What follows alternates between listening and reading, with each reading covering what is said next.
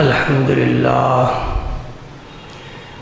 لله نحمده ونستعينه ونستغفره ونؤمن به ونتوكل عليه ونعوذ بالله من شرور أنفسنا ومن سيئات أعمالنا من يهده الله فلا مضل له ومن يضلل فلا هادي له وأشهد أن لا إله إلا الله وحده لا شريك له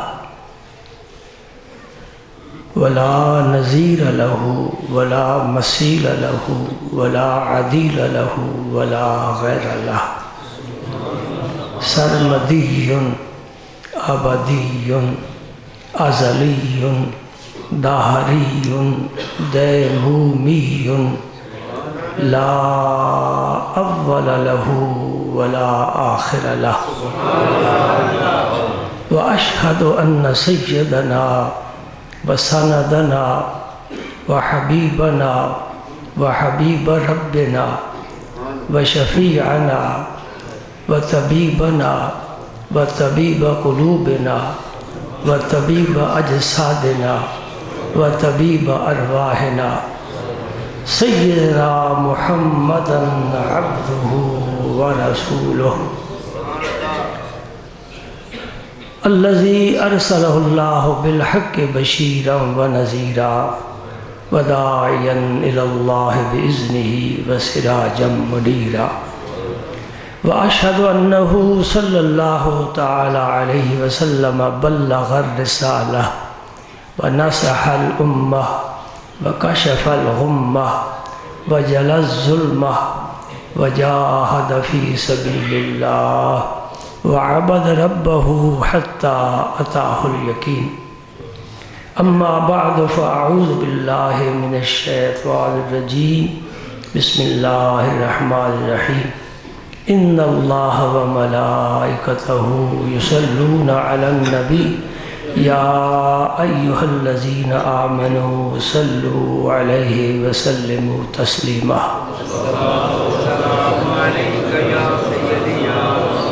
اللهم صل وسلم على رسولك الكريم وآله الطاهرين رب اغفر وارحم وأنت خير الراحمين اللهم صل على سيدنا محمد وعلى آل سيدنا محمد وأصحاب سيدنا محمد وبارك وسلم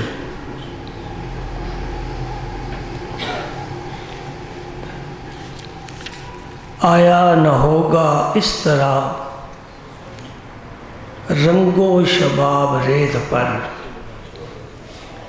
آیا نہ ہوگا اس طرح رنگ و شباب ریت پر گلشن فاطمہ کے تھے جتنے گلاب ریت پر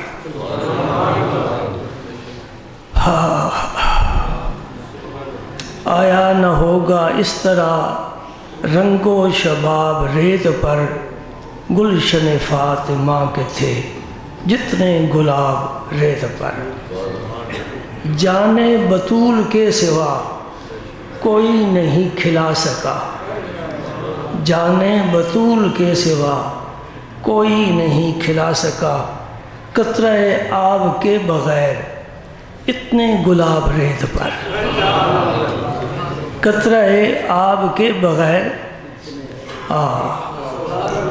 ہر پودے کو پانی چاہیے پھر وہ زندہ رہتا ہے پھر اس پر شباب آتا ہے پھر اس پر پتے آتے ہیں پھول آتے ہیں پھل آتا ہے پانی کے بغیر پودا زندہ نہیں رہ سکتا لیکن کربلا میں ایک ایسا گلشن آباد ہوا ہے جسے پانی نہیں ملا لیکن اتنے گلاب وہاں ریت پر پھیل گئے اللہ اکبر اس لیے کہہ رہا ہے جانے بطول کے سوا کوئی نہیں کھلا سکا قطرہ آب کے بغیر اتنے گلاب ریت پر ترس حسین آب کو میں جو کہوں تو بے ادب. یہ بڑی گستاخی کی بات ہے کہ حسین پانی کو ترس گیا. جس کا نانا ساقی کوثر ہو، جس کے لیے تسنیم و سلسبیل کی رب نے نہریں جاری فرمائی ہوں، اس کا نواسا ترستا ہے. کہتا ہے ترس حسین آپ کو میں جو کہوں تو بے ادب. یہ بے ادبی اور گستاخی کی بات ہے. لم سے لبے حسین کو ترسا ہے آب ریت پر. لم سے لبے حسین کو ترسا ہے آب ریت پر. وہ پانی ترس رہا ہے کہ میں حسین کے لبوں تک پہنچ جاؤں. حسین نہیں ترسا، پانی ترس رہا. یہ ادب کی بات ہے نا. اور سنیو، صرف ادب تم میں ہی پایا جاتا ہے اور کسی میں ادب نہیں پایا جاتا. بات کرنے کا طریقہ، سلیقہ، ڈھنگ ہوتا ہے. حسین نہیں ترسا، پانی ترس رہا ہے. کہا حسین کے لبوں تک میں پہنچ جاؤں، نہیں پہنچ سکا. اللہ اکبر، اللہ اکبر. آل نبی کا کام تھا، آل نبی ہی کر گئے. بڑے لوگوں کا بڑا کام، چھوٹے چھوٹی سوچ رکھنے والے. آل نبی کا کام تھا، آل نبی. کوئی اور کر کے دکھائے تو صحیح. آل نبی کا کام تھا، آل نبی ہی کر گئے. کوئی نہ لکھ سکا ادیب ایسی کتاب ریت پر. کوئی نہ لکھ سکا ادیب ایسی کتاب ریت پر. عشق میں کیا بچائیے، عشق میں کیا لٹائیے. ایک سوال ہے، علم والوں کی مجلس میں پیش کرو، اہل عقل کی خدمت میں پیش کرو. دانشورو تم جواب دو، شاعر تم بڑے نازک خیال ہو، تم جواب دو. عشق میں کیا لٹائیے، عشق میں کیا بچائیے. آل نبی نے لکھ دیا سارا نصاب ریت پر. آل نبی نے 23 افراد خاندان نبوت کے، ایک دو نہیں، 23 خاندان آل نبوت کے اس ریت پر. عشق میں کیا لٹائیے. پوچھو ابراہیم خلیل اللہ سے، عشق میں کیا لٹائیے. کہا جو رب چاہے لٹاؤ. عشق میں کیا لٹائیے، عشق میں کیا بچائیے. سارا آل نبی نے سارا نصاب لکھ دیا ہے ریت پر. جا کر پڑھ لو، لائبریری میں نہیں، یہ سبق ملے گا. دوستو ایک بات کہنا چاہتا ہوں، اگر آپ محسوس نہ کریں. آج میں ذکر تو اہل بیت کا اور خاص طور پر امام علی مقام کا، جس کو میرے نبی نے کندھوں پر بٹھایا اور سواکری کی طرح بن کر حسین کا دل بہلایا. ان کا ذکر تو کرنا چاہتا ہوں. لیکن دوستو ہر انسان کی زندگی کی ایک کتاب ہے. اس کا ایک دیباچہ ہے، کتاب شروع ہو رہی ہے اس کے بچپن سے اس کے بڑھاپے تک، بلکہ وقت آخر تک یہ کتاب مکمل ہوتی ہے. ہر انسان کی زندگی کی ایک کتاب ہے. امام علی مقام کی وہ کتاب بڑی خوبصورت ہے. اس کا ہر باب بڑا خوبصورت ہے. اس کی ہر سطر، ہر لفظ بہت خوبصورت ہے. لیکن میرا ایک سوال ہے، میں ان لوگوں سے کرنا چاہتا ہوں جو صرف امام حسین کے اس باب پر نظر رکھتے ہیں جو باب میدان کربلا میں لکھا گیا. آپ توجہ فرما رہے ہیں؟ صرف اس باب پر نظر ہے جو میدان کربلا میں مکمل ہوا. اس سے پہلے پوری پاکیزہ زندگی اور امام علی مقام کی سیرت طیبہ، ان کا تابناک کردار، وہ سارے کا سارا کل عدم قرار دے دیا گیا. کوئی نہیں بتاتا. مرثیے اور ماتم کے بغیر ان کے پاس کچھ نہیں ہے. کوئی نہیں بتاتا کہ امام حسین کا بچپن کیسے گزرا، امام حسین کی جوانی کتنی بے داغ، اور جس کا سر سے لے کر پاؤں تک سراپا ہی حسن کی تصویر ہو، اس جوانی پر تو ہر ایک کی نگاہ جم جائے اور ہر ایک فدا ہو جائے، اور اگر وہ اس وادی سے پاک دامن ہو کر گزر جائے پھر نبی کا نواسہ ہے، پھر مصطفیٰ کا نواسہ ہے جو اس خاردار وادی سے گزر جائے اور کسی پھول سے آنکھ نہ ملائے، اور کوئی حسن اس کی نگاہوں میں نہ آئے، بس ایک حسن جو ہے آ گیا کافی ہے۔ سبحان اللہ۔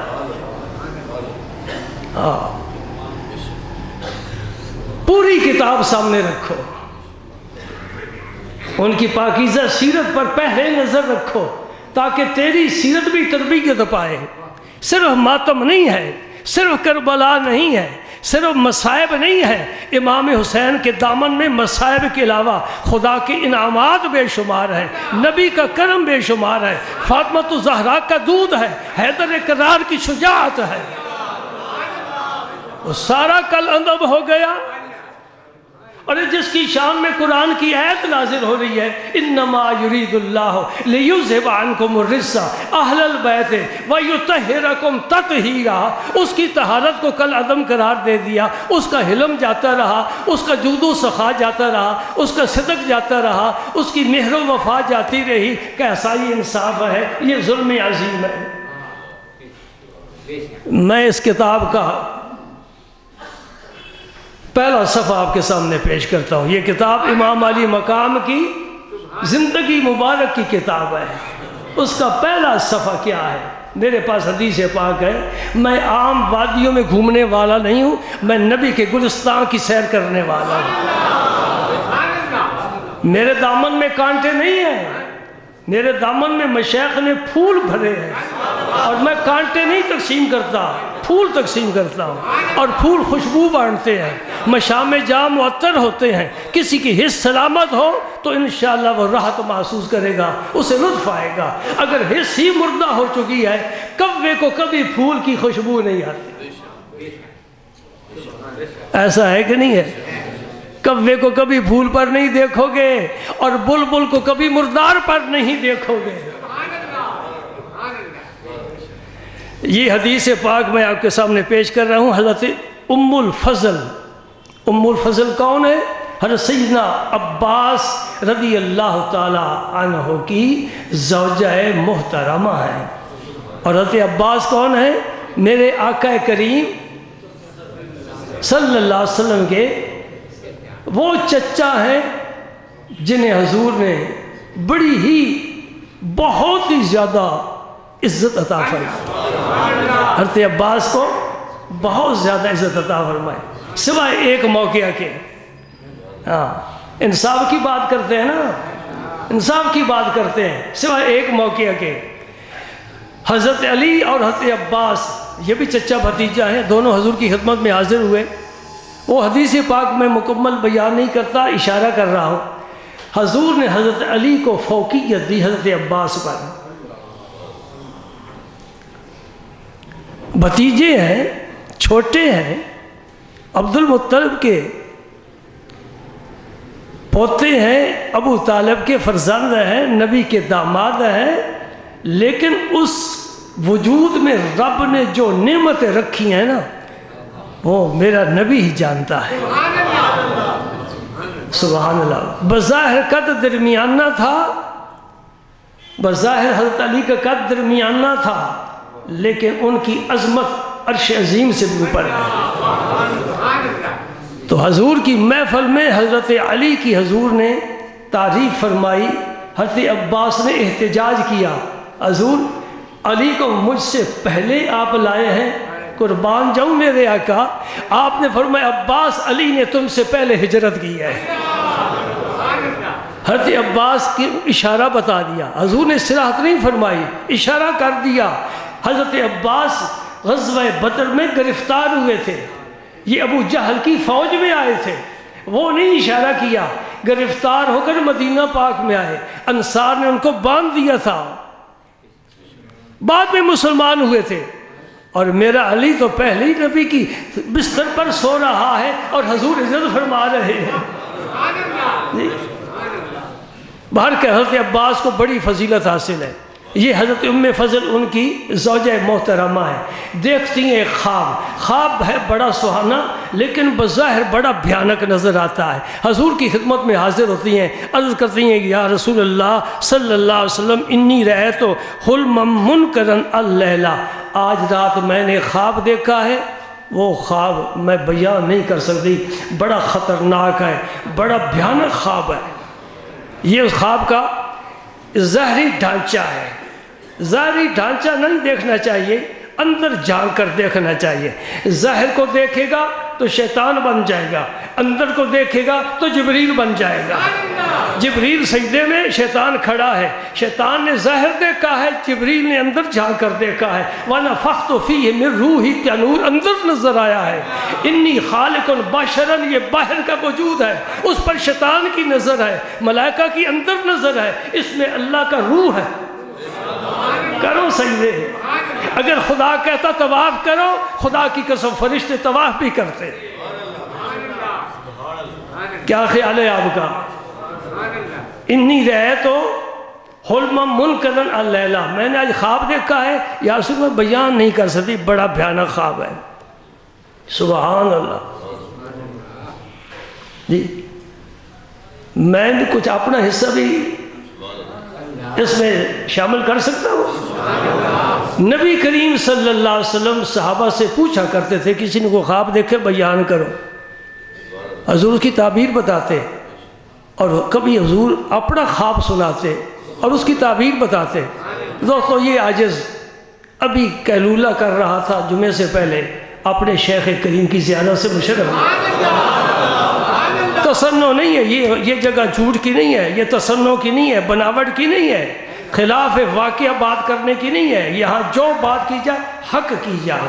اور حضور نے فرمایا جو جھوٹا خواب بیان کرے قیامت کے دن اسے 2 چاولوں کے ساتھ گرہ دینے کا حکم دیا جائے گا۔ دے گرہ، 2 چاولوں کی گرہ کیسے دے سکتا ہے؟ یعنی ایسا کام کرنے کا حکم دیا جائے گا جس میں وہ آجے بات کر وہ تسلیم کرے گا کہ مجھ سے غلطی ہوئی، گناہ ہوئی، میں رب سے معافی مانگوں۔ یہ ان کا کرم ہے، ان کا کرم ہے، بس ان کا کرم ہے، ان کے کرم کی بات نہ پوچھو۔ کتنی ملی خیرات نہ پوچھو۔ حضرت رسالت مآب صلی اللہ علیہ وسلم نے فرمایا نہیں وما ہوا، وہ کیا خواب ہے بتاؤ؟ تعبیر بتانے والا اس خواب کے سانچے میں اپنا رنگ بھر دیتا ہے۔ یوسف علیہ السلام نے خواب دیکھا، یعقوب علیہ السلام نے فرمایا کسی اپنے بھائیوں سے نہ بیان کر، لا تقصص رؤیاک علی اخوتک، بھائیوں کو نہ بتانا، فَيَكِيدُوا لَكَ كَيْدًا، اگر تو بھائیوں کو خواب بتائے گا تو وہ مکر کا جال بنے گے تیرے لیے۔ جی جو کہتے ہیں یعقوب علیہ السلام کو پتہ نہیں تھا تو کیوں کہا کہ بھائیوں کو نہ بتا؟ خواب بڑا خوبصورت ہے، 11 ستارے سجدہ کر رہے ہیں، سورج سجدہ کر رہا ہے، چاند سجدہ کر رہا ہے، بیٹا اٹھو سارے محلے میں خواب سنا کر آؤ، بڑا پیارا خواب ہے۔ کیوں فرمایا جا رہا ہے خواب نہ بتانا، بھائیوں کو نہ بتانا، یہ مکر کریں گے، فریب کریں گے، تیرے خلاف سازش کریں گے۔ سازش ہوئی کہ نہ ہوئی؟ جانتے تو تب بھی منع کیا نا، یہ تو موضوع نہیں ہے نا، ورنہ حق الحمدللہ ہمارے پاس ہے، ہم نبی کی تعظیم کے قائل ہیں تو ہم توہین نہیں کر سکتے، جو توہین کرنے والے ان کا اپنا حصہ ہے۔ ہاں سبحان اللہ۔ حضرت ام فضل نے عرض کی یا رسول اللہ صلی اللہ علیہ وسلم رأیت کنا قطعۃ من جسدک قطعت فوضعت فی حجری، میں نے خواب میں دیکھا ہے کہ آپ کے جسد مبارک کا ٹکڑا کاٹ کر میری گود میں دیا گیا ہے، میری گود میں رکھا گیا ہے۔ تو سرکار کے جسم کا کوئی حصہ کاٹنا، میں نے جو خواب دیکھا ہے، میں اس لیے جھجک رہی تھی اور ڈر رہی تھی کہ اس کو بیان نہ کروں۔ یہ کوئی خواب بظاہر اچھا نہیں ہے کہ آپ کے جسم کا ٹکڑا کاٹ کر میری گود میں رکھا گیا۔ میرے نبی نے خواب کی تعبیر کو اتنا خوبصورت بنا دیا، وہ حلما منکرن کہہ رہی تھی ایک خطرناک خواب ہے، میرے نبی نے سارے خطرے دور کر رحمت کا پیغام دے دیا۔ فرمایا ام فضل پریشان ہونے کی بات نہیں، میری فاطمہ کے بیٹا ہوگا تیری گود میں دیا جائے گا۔ سبحان اللہ، فاطمہ کا بیٹا ہوگا تیری گود میں آئے گا۔ خواب کیا ہے، تعبیر کیا ہے، حقیقتیں بدل دی میرے مصطفیٰ کریم نے۔ کیوں؟ حضور نے فرمایا فاطمہ تو بضعۃ منی، فاطمہ میرے جسم کا ٹکڑا ہے، اور بیٹا بھی ماں باپ کا ٹکڑا ہوتا ہے جی، وہ فاطمہ کے بیٹا ہوگا، بیٹی نہیں، وہ تیری گود میں دیا جائے گا۔ حضرت ام فضل فرماتی ہیں فوالدت فاطمہ تو الحسین، امام حسین پیدا ہوئے، فکان فی حجری کما قال رسول اللہ صلی اللہ علیہ وسلم، پس وہ بچہ میری گود میں تھا جیسے حضور نے فرمایا۔ یہ صبح و شام کی بات نہیں ہے، کچھ دن تو گزرے ہیں نا، جو حضور نے فرمایا تھا اسی طرح امام حسین کو میری گود میں دیا گیا۔ سبحان اللہ۔ فدخلت یوما علی رسول اللہ صلی اللہ علیہ وسلم، ام فضل فرماتی ہیں پھر ایک دن میں اس شہزادے کو لے کر حضور کی خدمت میں حاضر ہوئی، اور حضور نے انہیں اپنی گود میں بٹھا لیا۔ میرا نبی بچوں سے بہت پیار کرتا تھا جی، صرف بچوں سے، جوانوں سے بھی پیار کرتا ہے، صرف جوانوں سے، بوڑھوں سے بھی پیار کرتا ہے، صرف بوڑھوں سے نہیں جو آپ کے زمانے میں تھے ان سے نہیں، تمہارے ساتھ بھی پیار کرتا ہے۔ قیامت تک آنے والا کلمہ گو میرا نبی کا پسندیدہ ہے۔ میرے رسول نے فرمایا تھا صحابہ کرام سے، مجھے بڑی اس بات کی خواہش ہے کہ میں اپنے بھائیوں کو دیکھوں۔ صحابہ نے کہا یا رسول اللہ کیا ہم بھائی نہیں؟ فرمایا تم تو صحابی ہو، بھائی میرے بعد میں آئیں گے، جنہوں نے مجھے دیکھا نہیں ہوگا غیبانہ ایمان لائیں گے۔ سبحان اللہ۔ عزت دی کہ نہیں دی رسول اللہ نے؟ کاش ہم بھی اپنے نبی کو پہچانتے ہیں۔ میرے نبی نے تو ہمارے سر پر عزت کا تاج رکھا ہے، ہم اس کو سنبھال کر رکھتے، ہم سمجھتے کہ ہم عزت والے ہیں، ہمیں رسول اللہ نے بڑا عزت کا مقام عطا فرمایا۔ سبحان اللہ۔ جب میں نے اپنے شہزادے کو حضور کی گود میں دیا نا، تو پھر دوبارہ جو میں نے دیکھا تو آپ کے آنسو مبارک بہہ رہے تھے، حضور کے آنسو مبارک بہہ رہے تھے۔ یا رسول اللہ یہ تو بڑا خوشی کا موقع ہے، آپ کا نواسا ہے، دیکھیے آدمی سارے غم غلط ہو جاتے ہیں، اتنا حسین و جمیل۔ سبحان اللہ۔ سر مبارک سے لے کر کمر مبارک تک امام حسن حضور کے مشابہ تھے۔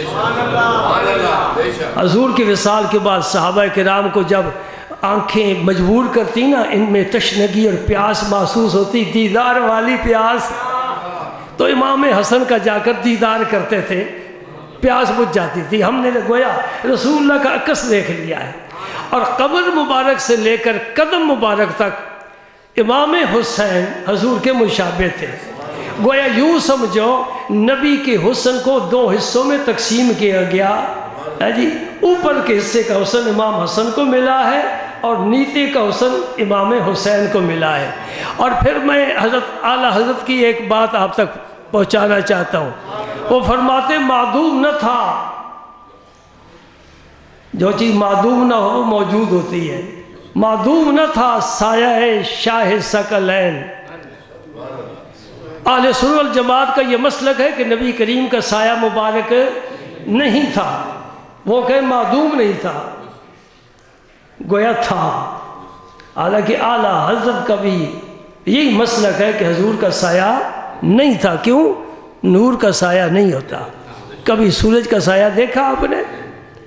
معدوم نہ تھا سایہ شاہ ثقلین، اس نور کی جلوہ گاہ تھی ذات حسنین۔ نبی پاک کا جو سایہ مبارک ہے نا، اس کو نور سے تعبیر فرمایا، اور اس نور کی پھر جلوہ گاہ بتائی۔ وہ نور کہاں جا کر چمکا ہے؟ ذات حسنین پر۔ تمثیل نے اس سایہ کے دو حصے کیے، آدھے سے حسن بنے ہیں، آدھے سے حسین۔ سبحان اللہ، سبحان اللہ۔ ایک دن حضرت صدیق اکبر اپنے دور خلافت میں مسجد سے باہر تشریف لائے، اور حضرت علی ابو بکر صدیق کے ساتھ ساتھ تھے۔ فاصلے ہیں مٹا دیے میرے پیغمبر نے فاصلے، پہلے بھی نہیں تھے۔ ان دو خاندانوں میں کوئی نفرت تاریخ نہیں بتائے گی۔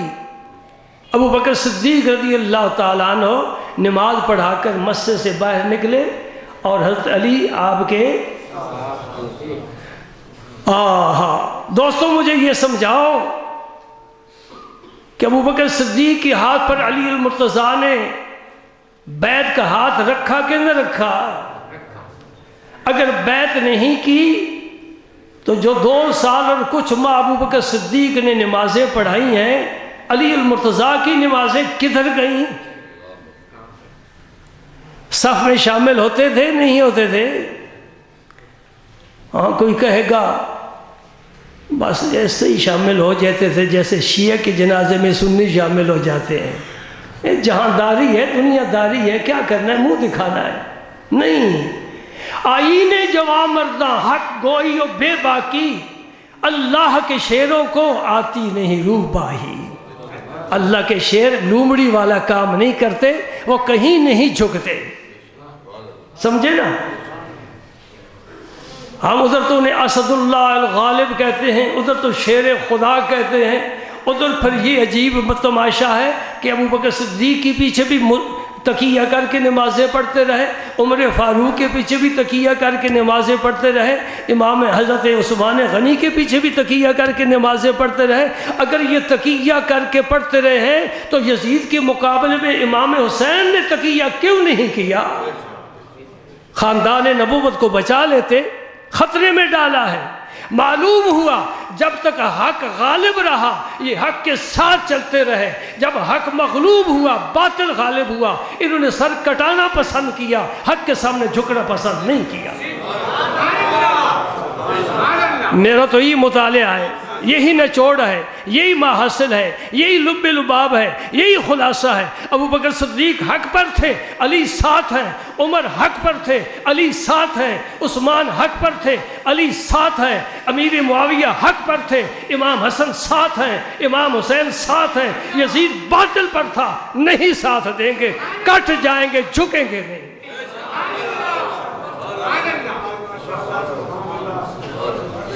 بھائی بات کرنی ہے علم کی کرنی ہے، بات کرنی ہے انصاف کی بات کرنی ہے، سینہ زوری نہیں، دھکا شاہی نہیں، بات حق کی کرو۔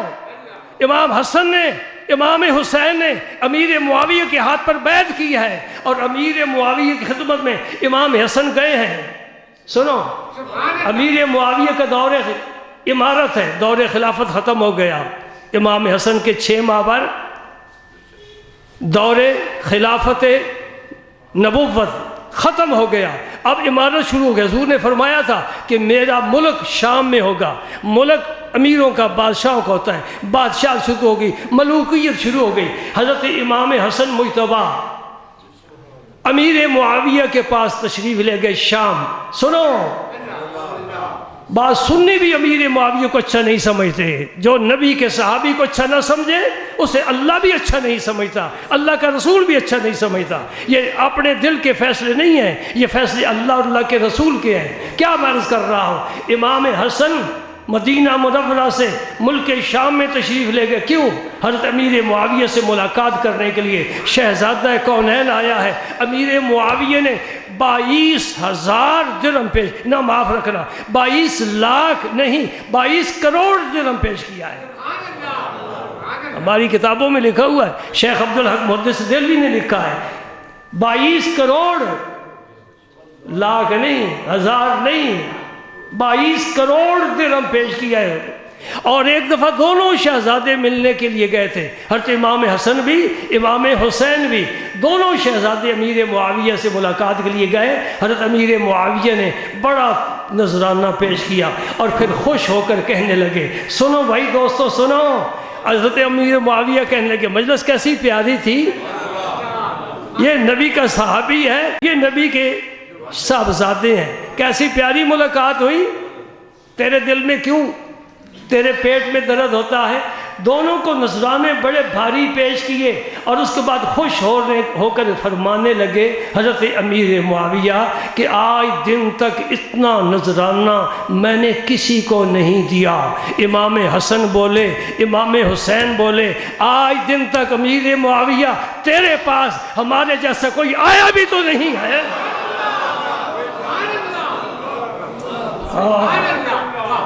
بس قدرت نے وہ قلم توڑ دیا جس نے خاکہ بنایا تھا حسنین کریمین کا، جس نے خاکہ بنایا تھا میرے مصطفیٰ کریم کا۔ اب کوئی نہ حسن آئے گا نہ حسین آئے گا۔ ہاں ہمارے ظلم کی انتہا ہے میرے دوستو۔ ہم ذرا اپنے گریبان میں بھی جھانک کر دیکھیں ہم نے کیا سلوک کیا ہے۔ امام حسن کو زہر دیا، کس نے دیا؟ ہائے ہائے، میں کون سی تاریخ آپ کے سامنے پیش کر رہا ہوں۔ امام حسن کو زہر دیا، زین العابدین کو زہر دیا، امام محمد باقر کو زہر دیا، امام جعفر صادق کو زہر دیا، امام موسیٰ کاظم کو زہر دیا۔ خاندان نبوت کے ستاروں کے ساتھ ہمارا قوم کا کیا سلوک ہے؟ ہم کس کو منہ دکھانے والے ہیں؟ کون سی شکل لے کر اللہ کے جناب میں جائیں؟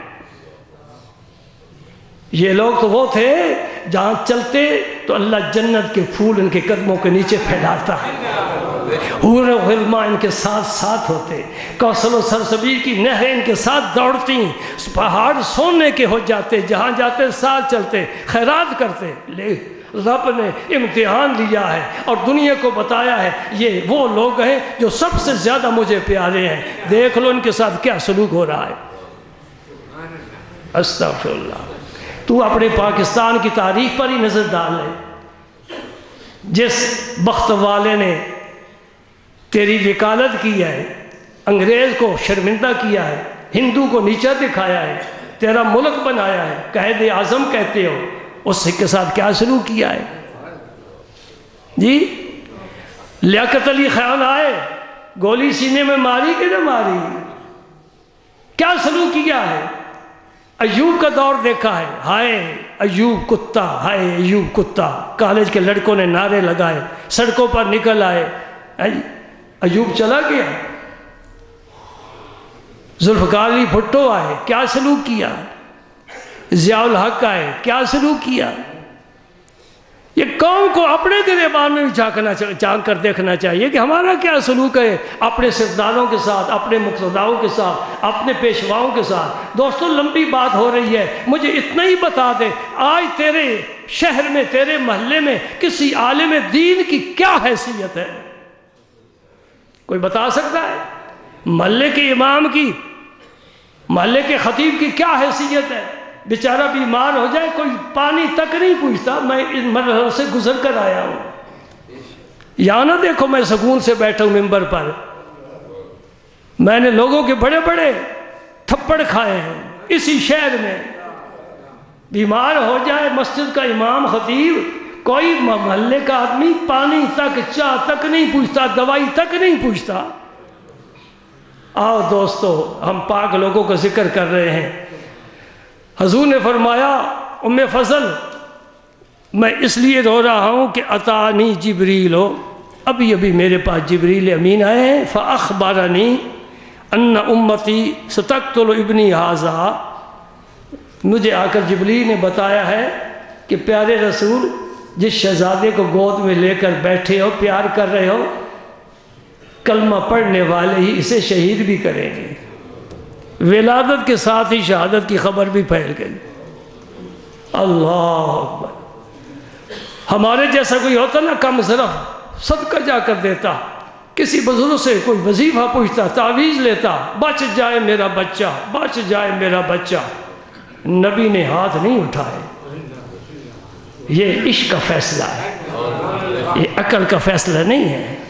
خواب جو آیا بیٹے کو ذبح کرنے کا تو دعا مانگ لیتے، کعبہ دور نہیں تھا، اس کا غلاف پکڑ کر مانگ لیتے، اے اللہ اس کی بدلے کوئی اور مجھ سے قربانی طلب کر، بڑھاپے میں مجھے تو نے عصائے پیری دیا ہے، میرا سہارا ہے، میں اس کے سہارے چلوں گا۔ یہ کتنا 90 سال میری عمر ہو گئی ہے، یہ 18-16 سال کا اب ہے، اب تو کہتے اس کو ذبح کر دے؟ نہیں نہیں، رات کو خواب آیا، صبح رسی لے لی، چھری لے لی، بیٹے کو لے لیا، مینا کے میدان میں آ گیا، لٹا دیا۔ رب راضی ہو جائے بیٹا لے کر، پھر بھئی سودا سستا ہے، مہنگا نہیں ہے۔ ہاں واقعہ یہ تھا کہ نبی پاک اپنے شہزادے کی شہادت کی خبر سنا رہے ہیں، اور یہ خبر خاتون جنت کو بھی پہنچی، یہ خبر علی المرتضیٰ کو بھی پہنچی، یہ خبر سارے خاندان میں پھیل گئی۔ کسی ایک فرد نے بھی آ کر عرض نہیں کیا یا رسول اللہ آپ دعا فرمائیں اس امتحان سے بچ جائے۔ نہ بھئی نہ، ایک وقت ہوتا ہے انعام لینے کا، ایک وقت ہوتا ہے ایثار اور قربانی کا۔ جو لینے کا وقت ہے لیتے ہیں، جب رب مانگتا ہے پھر دیتے بھی ہیں۔ اب نہیں بچیں گے، نہیں بچائیں گے، رب یہ قربانیاں قبول فرما لے، اس لیے کہ رب نے منصب بڑا عطا فرمانا ہے، منصب بڑا عطا فرمانا ہے۔ ہاں کیا منصب ہے؟ ان الحسن والحسین سیدا شباب اہل الجنہ، جنتی جوانوں کا سردار۔ بھائی قرآن 30 پارے ہیں، سارے پڑھو، کسی عالم سے پوچھو، مفسر قرآن سے پوچھو، کیا خدا نے کہا ہے کہ میں جنت کا سردار امام حسن کو بناتا ہوں؟ کیا اللہ نے امام حسین کو جنت کا سردار بنایا ہے؟ کہیں کوئی عیب ہے؟ نہیں۔ تو جنت تو رب کی ہے، بناتا مصطفیٰ ہے۔ کوئی شان تو دیکھنے والا دیکھے میرے نبی کی۔ ہاں اللہ جنت تیری ہے، کوئی شک نہیں، تو جسے چاہے گا جنت میں آئے گا، پر میں تیرا حبیب ہوں، کچھ میرا بھی حصہ شامل ہونا چاہیے نا۔ سبحان اللہ۔ ہاں بس دوستو، میں زیادہ آپ کا وقت اب نہیں لیتا، وقت کی ذرا پابندی اچھی بات ہے نا جی، سوائے ولیمے کے باقی ہر جگہ وقت کی پابندی اچھی بات ہے۔ کچھ نہیں بیان کر سکا، یوں ہی وقت سارا گزر گیا۔ تو آپ کی خدمت میں میرا یہ پیغام ہے، یہ میرا سبق ہے کہ امام علی مقام امام حسین شہید کربلا، ان کی سیرت پاک پر نظر رکھیں، مصائب پر نظر نہ رکھیں۔ مصیبت بھی میں آپ کو بتاتا ہوں، تلوار چلتی ہے دشمن کی اور گردن کاٹ دیتی ہے، خون کا فوارہ نکلتا ہے، شہید ہو گیا۔ میرے نبی نے فرمایا کسی کو چیونٹی کاٹ لے نا، چیونٹی، جتنا درد ہوتا ہے شہید کو اتنا درد بھی نہیں ہوتا، اتنا درد بھی نہیں ہوتا۔ اور جو ہی تلوار چلتی ہے حوریں فوراً اٹھا کر جنت میں لے جاتی ہے۔ سبحان اللہ۔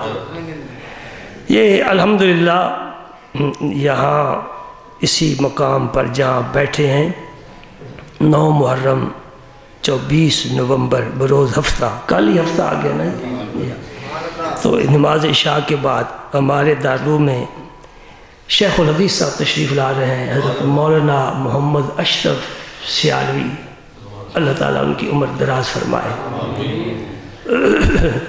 تو وہ رات کو کتنے بجے؟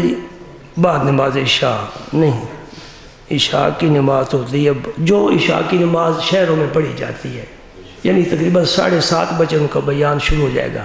یہ نماز عشاء ہماری تو 9:15 بجے ہوتی ہے، جو یہ پڑھے گا وہ تو یہ سمجھے گا کہ 9:15 بجے کے بعد نہیں، 7:30 بجے انشاءاللہ ان کا بیان شروع ہو جائے گا۔ اور اس میں ہم نے سوال و جواب کی خاص طور پر ایک نشست رکھی ہے۔ آپ بے شک پورے شہر میں ہر مسلک تک یہ اطلاع میری پہنچا دیں کہ جس قسم کا کوئی سوال کرنا چاہے، جس مسلک کا آدمی جو پوچھنا چاہے، یہ نہیں کہ جی وضو کے فرض کتنے ہیں، جی نماز قضا کس وقت کرنی ہے، نفل کس وقت پڑھنے ہیں، تہجد کا کیا طریقہ ہے، یہ نہیں۔ جتنے مسلک اس وقت آپ کے شہر میں چل رہے ہیں نا، انہوں نے جو بھی ادھم مچایا ہوا ہے، جو بھی ان کی بد عقیدگی ہے، اس کے بارے میں جو بھی کوئی مسئلہ پوچھنا چاہے قرآن پاک سے، حدیث پاک سے، انشاءاللہ شیخ الحدیث اس کا جواب دیں گے۔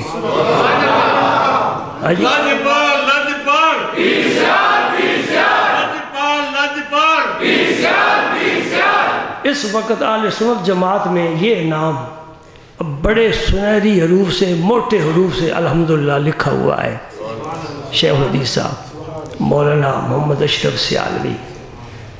انہوں نے پچھلے دنوں یہاں تشریف لائے، تقریر تھی، کہیں جانا تھا تو ریسٹ یہاں کیا، تو مجھے انہوں نے واقعہ اپنا بچپن کا سنایا، وہ میں آپ کو سناتا ہوں۔ فرماتے ہیں کہ میں بچپن میں معظمہ باز شریف پڑھتا تھا، میرے تایا جی صاحب کے شاگرد ہیں۔ ہم اتنا ڈھنڈورا نہیں پیٹتے کہ ہم کیا ہیں، کچھ بھی نہیں، میں کچھ بھی نہیں، لیکن وہ بہت کچھ ہے۔ تو میرے تایا جی صاحب کے پاس پڑھتے تھے، تو اتفاقاً میرے حضرت غریب نواز حضور شیخ الاسلام تشریف لائے، تو وہ فرمانے لگے کہ میں ساری رات آپ کو دباتا رہا۔ صبح آپ نے میرے تایا جی صاحب سے فرمایا کہ یہ آپ کا شاگرد ہے، بچہ ہے، اس نے آج بڑی ساری رات میری خدمت کی ہے۔ میرے تایا جی صاحب بڑے موقع شناس تھے، عرض کرتے ہیں کہ یہ طالب علم ہے جناب، تو آپ دعا فرمائے اللہ تعالیٰ سے علم عطا فرمائے۔ حضرت نے ہاتھ اٹھا دیے اور بڑی دیر تک آپ دعا فرماتے رہے، وہ اس دعا کی ساری برکت ہے الحمدللہ۔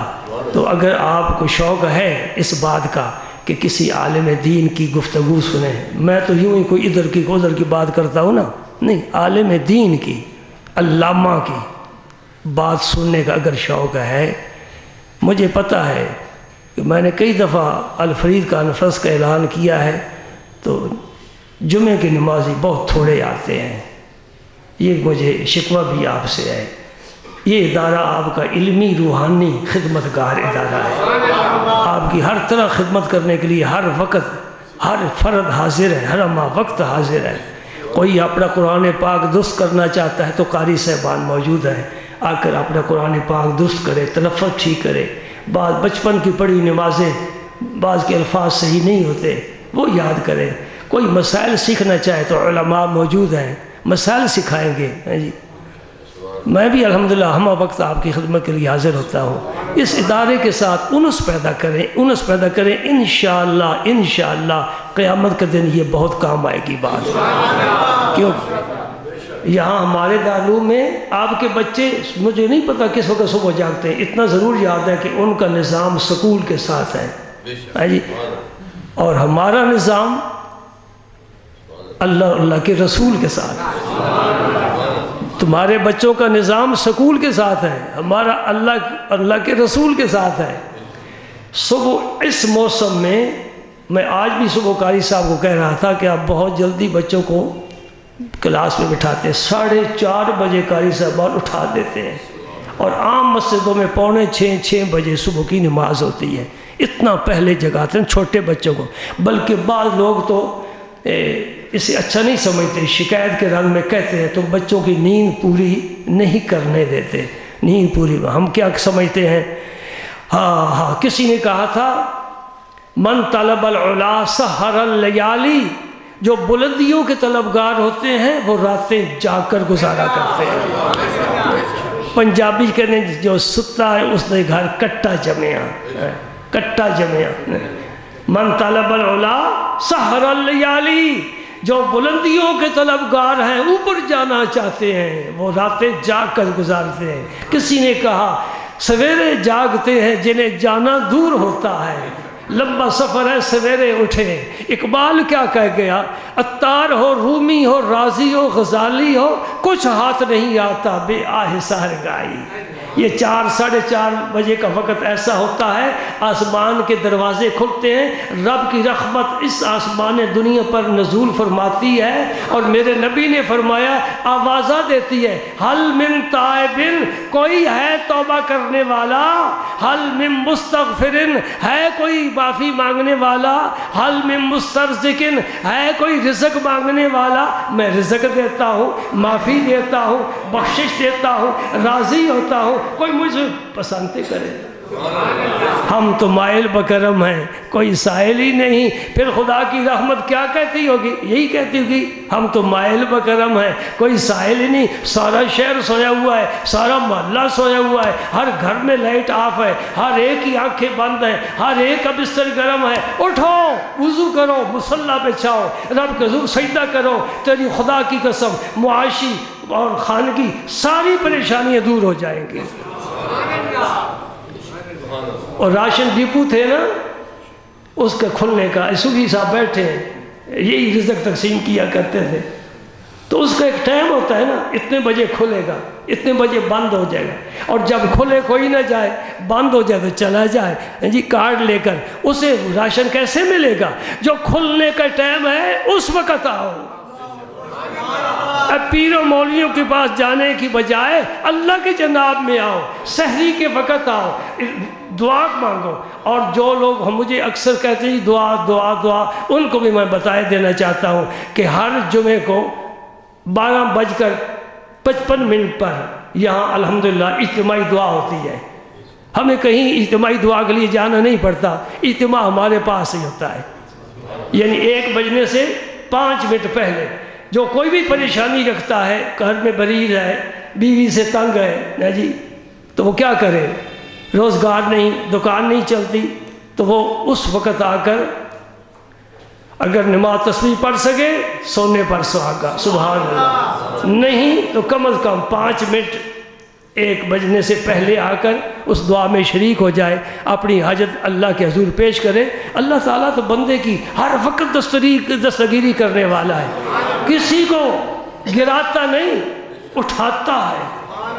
رب سے پیار کرو، رب سے پیار کرو، اس کی فرما برداری کرو، اس کے نبی پاک کی اطاعت کرو، یہ کام کرنے والے ہیں۔ یہ تو ہم کرتے نہیں، اور جو نہیں کرنے والے ساری زندگی اس کے نام وقف کر دی۔ یہ سونا دے کر سکہ نہ خریدو، تیرے پاس سونا ہے، ایمان سونے سے زیادہ قیمتی ہے۔ یہ دے کر، یہ دنیا کا ساز و سامان خرید کر بڑا خوش ہے، بڑا مطمئن ہے، دیکھا نہیں 1 سیکنڈ میں آنکھیں بند ہو گئی، پھر ابا جی نہیں بولے، ختم۔ اٹھاؤ، قبرستان لے جاؤ، کھودو زمین کو، ڈالو اوپر مٹی، ہاتھ اٹھاؤ، چلے گئے بس۔ پھر گھر جا کر ابا جی کا سارا سامان کھولنا شروع کر دیا، یہ میں لے جاتا ہوں، یہ تو لے جا۔